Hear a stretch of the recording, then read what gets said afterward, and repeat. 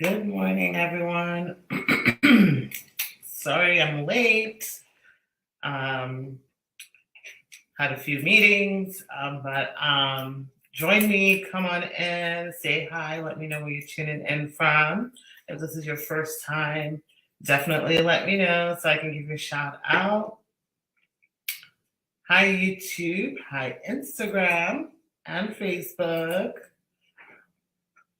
For those of you who don't know me, my name is 𝐂𝐀𝐋𝐋. I'm an immigration attorney, and I represent clients all over the United States with their family immigration matter. Your location is not a problem, whether you're in, Florida, Alaska, North Dakota. We represent clients in all 50 states. You can call 407-995-6567. You can also send a WhatsApp to 404-333-8751.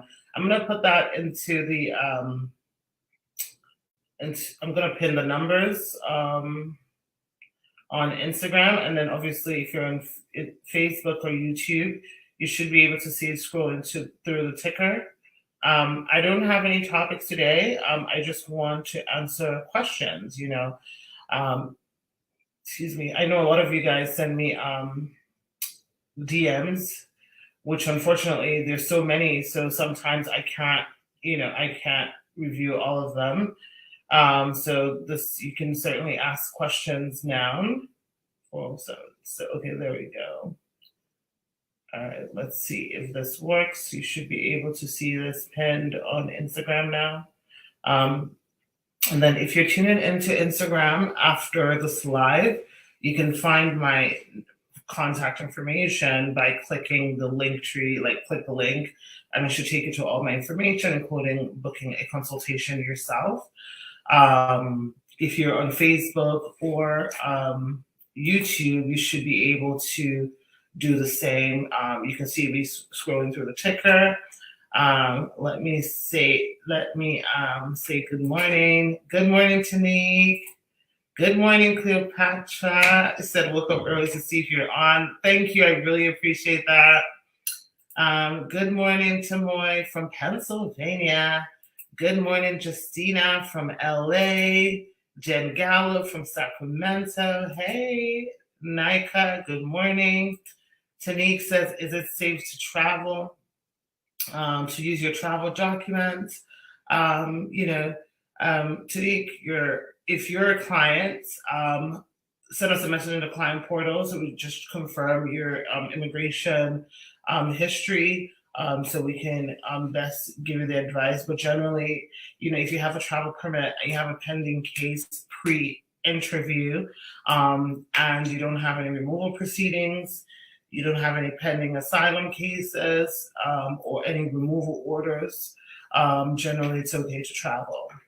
But let us know via your client portal, okay? Good morning, Yemi, and good morning, Chai Boy on Facebook and Staval. So feel free to just jump right into it, guys, and ask your questions.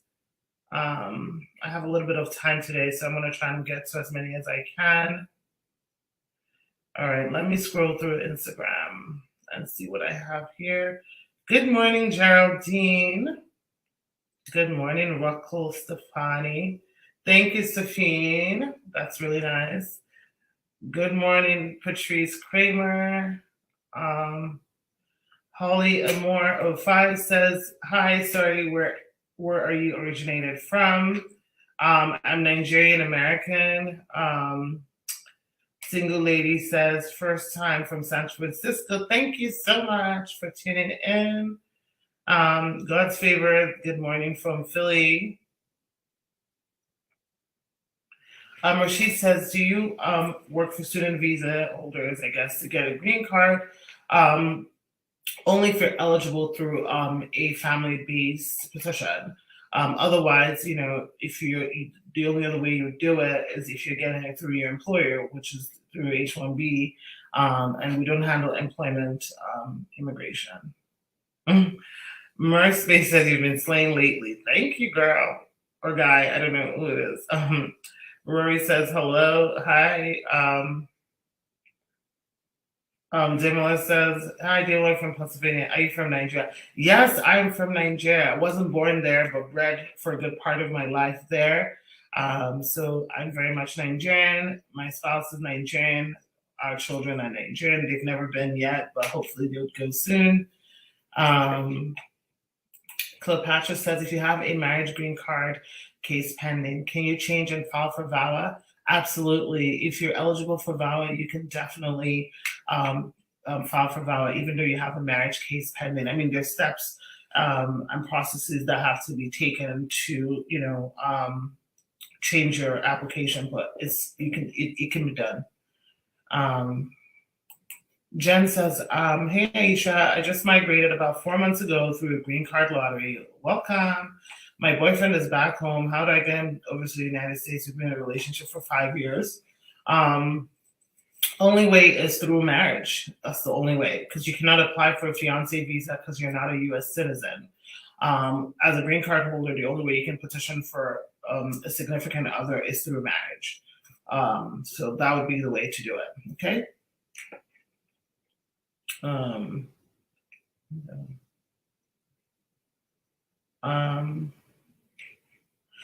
Geraldine says, how many times do they renew a prima facie? That's a good question. For those of you who don't know prima facie, you're tuning in for the first time. A prima facie is basically a determination that they make when they feel that your VAWA meets the minimum requirements for approval.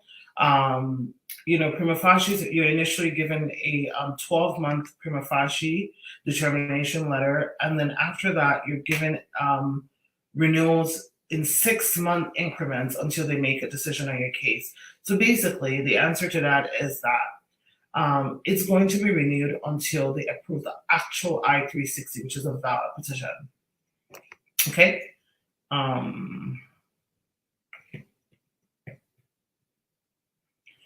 Anyway, to expedite an I-130 marriage base, I'm a doctorally prepared NP, and spouse is currently pregnant. Not really sure I understand your question. So are you asking for expedite because your wife is pregnant or what? It all depends on, is she high risk? Where are you located? What would the hardship be? So those are all things, you can certainly put in the application. Ultimately, it's up to USCIS because it's discretionary for them to decide if they want to approve you or not. But, you can definitely apply for that.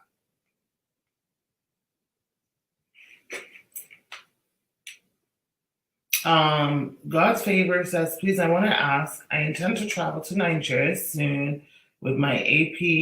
Do I still need a visa when I get to Nigeria, when leaving Nigeria back to the United States? Is the AP the only thing I need? Your AP is permission to re-enter into the US. So it acts as a visa, if you would, just make sure that you meet the requirements to travel and that you don't have like any pending immigration judge cases or anything like that. You just want to make sure that, you need that. Anita says, if I submitted my VAWA case without a lawyer, can you take over from there, and how much will you charge? Yes, we can take over. However, we would need to schedule a consult with you, find out what was submitted, and most likely do what we call a FOIA, FOIA, so we can get your submission records and see what's lacking so that if we need to make any amendments, we can amend or supplement your application. Just a burpee today. Taladan says, thank you for everything. VAWA is amazing and so vast. Keep these lives coming. You're welcome. I appreciate it.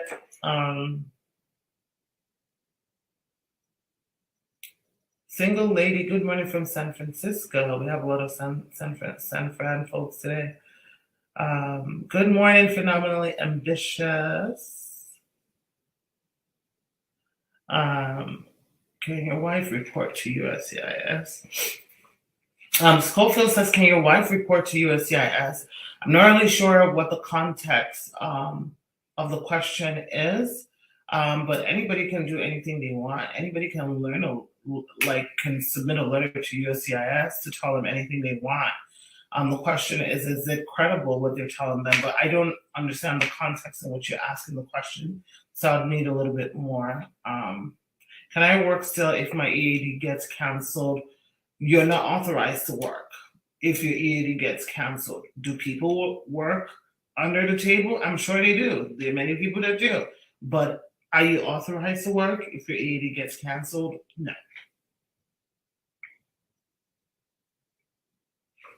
If your B2 visa is almost up and you're just married, what should you do first to not fall into illegal immigrant status? If your B2 visa is almost up and you just got married, you should file for adjustment of status with your spouse. Lady Moses says, can I apply for VAWA if I have DACA? Absolutely. You can apply for VAWA regardless of any other petition that you have pending, as long as you don't have a green card already.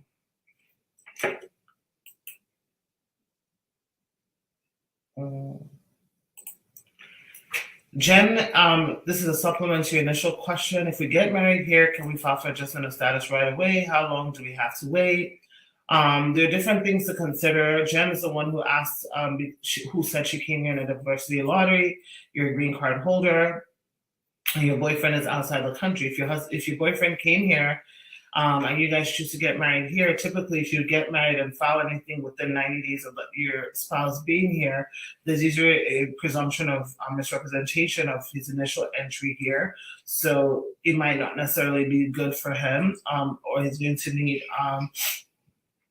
a waiver. Otherwise, after 90 days, if you choose to get married, one of the things that you would want to check at the time is if visas are available. Because you're a green card holder and not an immediate relative, you always want to make sure that visas are available.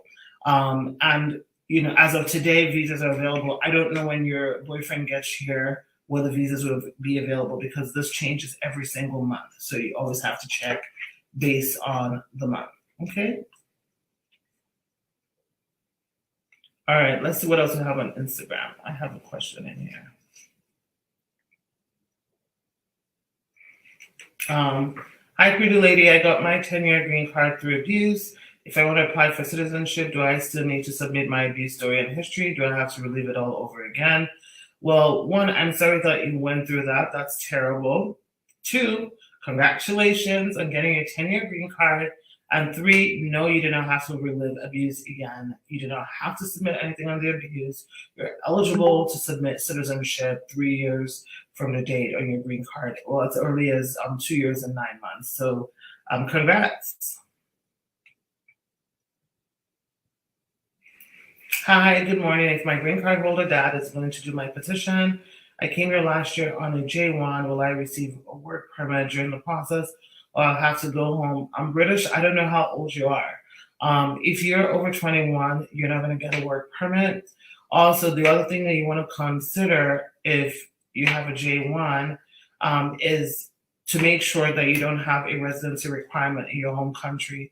So a lot of people that have J1 visas have a residency requirement where it requires you to go back home for 2 years, or get a no objection waiver from your country saying that it's okay to proceed. So yeah. Oh, and then the third thing is not only is it about your age, is not only about you being over 21 versus under 21, because your dad is a green card holder, you must be in status in order for him to file for you here. If you're not in status, you cannot adjust your status. You can only do an I-130, which doesn't give you any benefit other than putting you in line for availability when visas are available.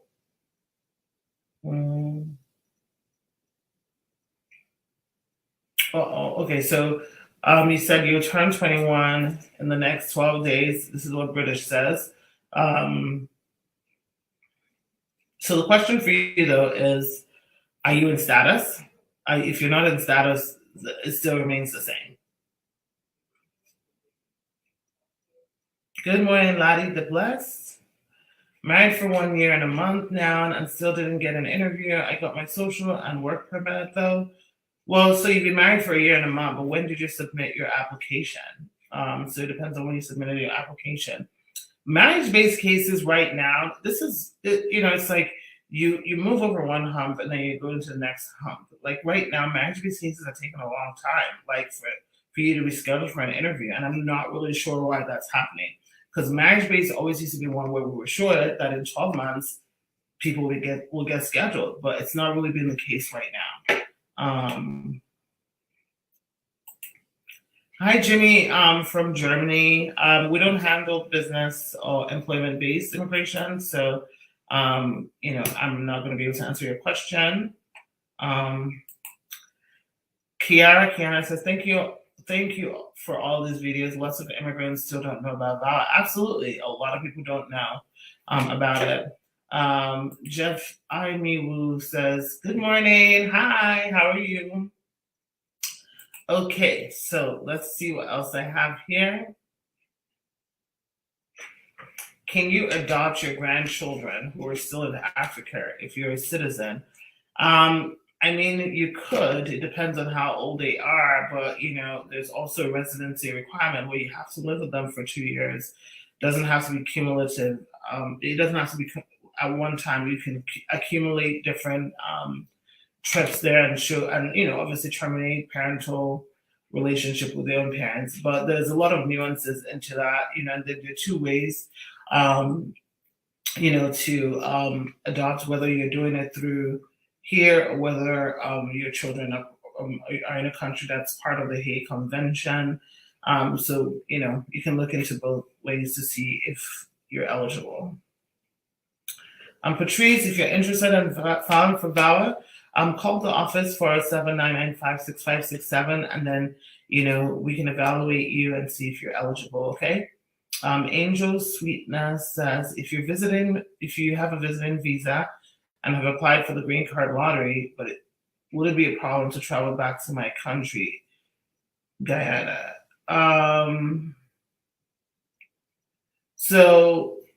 Well, I guess it depends. Do you have anything that's pending other than the diversity lottery?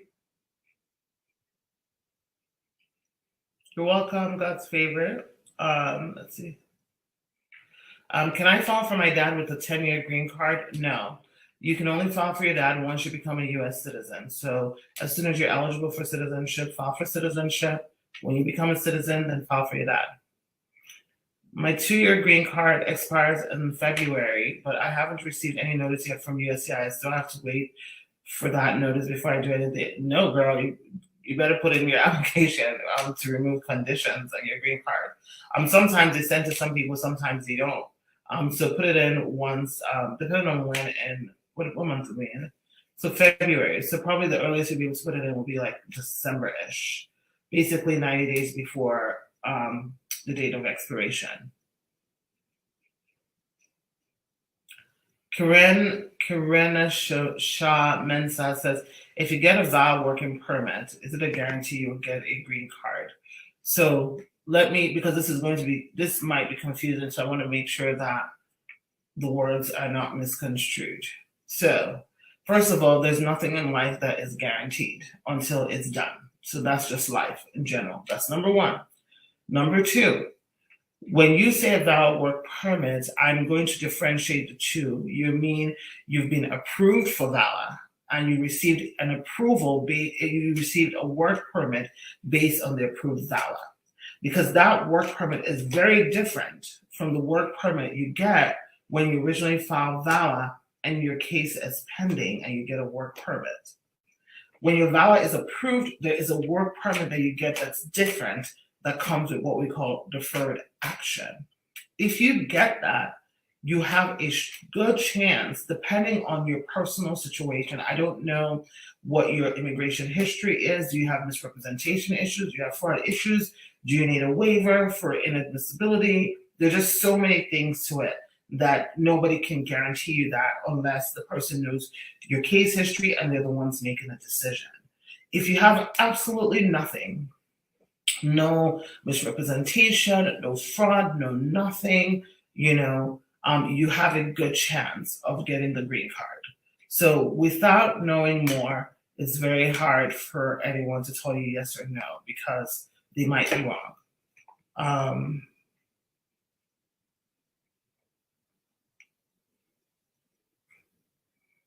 Okay, let's see what else. I'll take 2 more questions.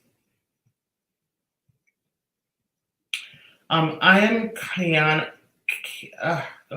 I am Q Anna says, can I state that I worked unauthorized in my personal declaration? I take the approach of honesty. Did you work to survive? Why did you work?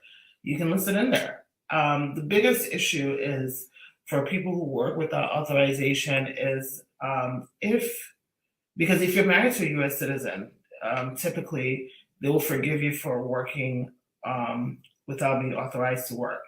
What they're concerned with is making sure that you've not declared yourself to be a U.S. citizen. So if you've not worked where you have to submit an E-Verify, where you wrote you're a U.S. citizen or whatever it is, then just be honest. Because the worst thing is lying about it and they say, well, we see that you work here, and then you're dealing with a misrepresentation issue. Let me see what else.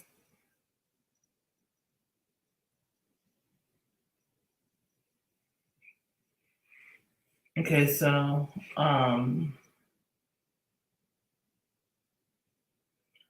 thank you, Gracefully Broken.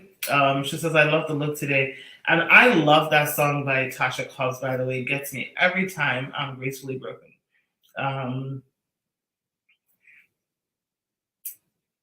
Damala says, what advice do you have for first-year PhD student trying to change status from F1? Again, I generally don't like to talk about stuff that I don't do, But, if you're a PhD student, try and get a job. Try and get somebody to sponsor you for an H-1B. That's your best option.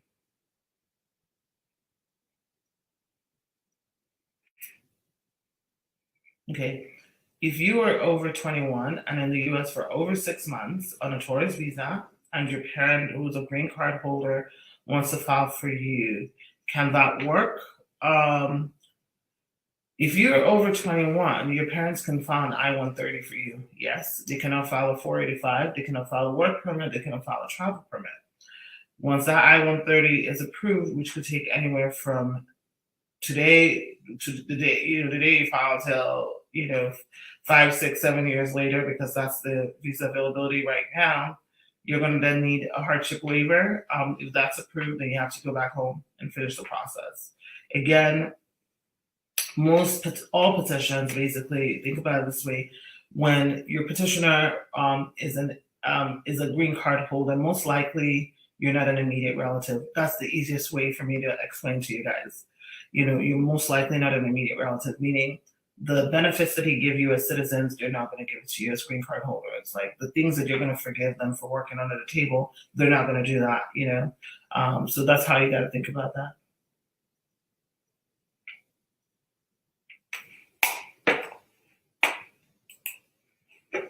Billy says, attorney, if you don't want a grown brother-in-law in between you and your wife, is that abuse? Well, with VAWA, the abuse that they focus on is marital abuse. So the question is, what role does your wife play in allowing you to be abused by her brother? Is she a supporter of that? Does she endorse that? Does she encourage that? Does she egg him on? So those are all things that you would need to be screened for to see if she also is a perpetrator of that abuse as well.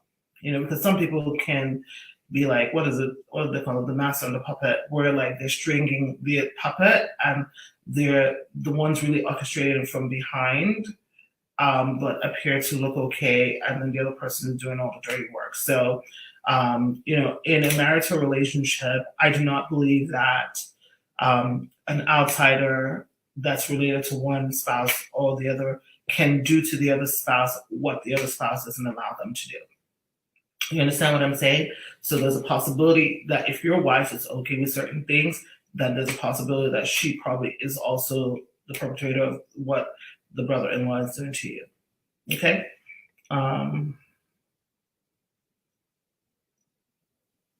It's me, Peter P. says, what makes you in status? What makes you in status is if you enter into the country with inspection, and you're on your visas, whatever date your I-94 says, and you're in here within that time and you leave before it expires, you're in status.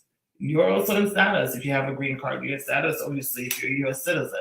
But basically, the minute you are a day outside of your admission into the U.S., the deadline, you're out of status. And once you're out of status, you start accruing unlawful presence. Unlawful presence comes with a ban. So this is how it works. If, let's say, you enter into the country with a visa and you're here and your visa says stay here for 6 months and then you're here for 7 months, right?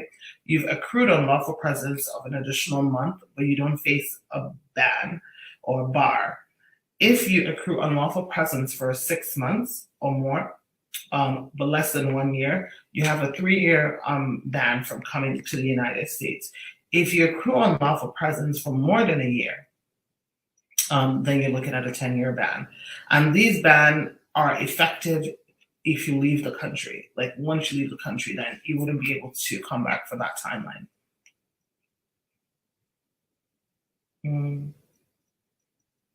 Sleep Math says, a client here just to say thanks for all you do. Enjoy the weekend. Thank you so much. I really appreciate that. Lady Milson says, I wish I knew about Val 5 years ago. Oh, wow, I'm so sorry that you didn't.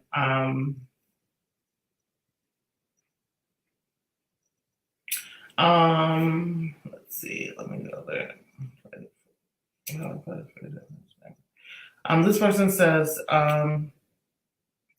Junior, you have so much going on. Call us for an evaluation of your case. What's going on? It says, if I use my marriage-based EAD, will it affect my status as an F1 OPT? I have OPT EAD, but also have a marriage-based EAD.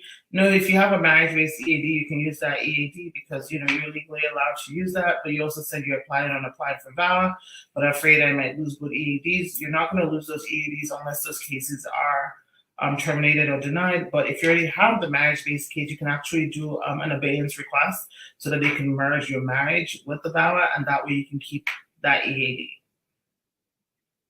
Last question, and then I really have to go. Getting married at 23, do they normally think you're getting married at a young age? And can that affect your interview because you're 23? So basically they're going to say, why are you getting married so young? I mean, people are entitled to believe what they want to believe, but there's no rule that tells you that you should be 40 to get married or 30. Love is love. People, choose to marry whenever they want to marry. I mean, is this something that they're going to pay attention to? They could, but as long as you have a legitimate marriage, why do you care? Just show them that your marriage is real and you love each other. That's all. Because USCIS cannot tell you because you're young, I'm not going to approve you if you have a real marriage. The requirement is your marriage real? If your marriage is real, whether you're 23 or whether you're 50 or whether you're 75, you should be approved. Okay. All right, guys. I enjoyed chit-chatting with you guys. Meet me live next week. I'm not sure about Monday, but definitely Tuesday at 10. I'll be on live. I'm going to see about Monday, and then I'll be out of the country for the rest of the week. But I hope you guys have a great weekend, and I will catch you all next week. Bye.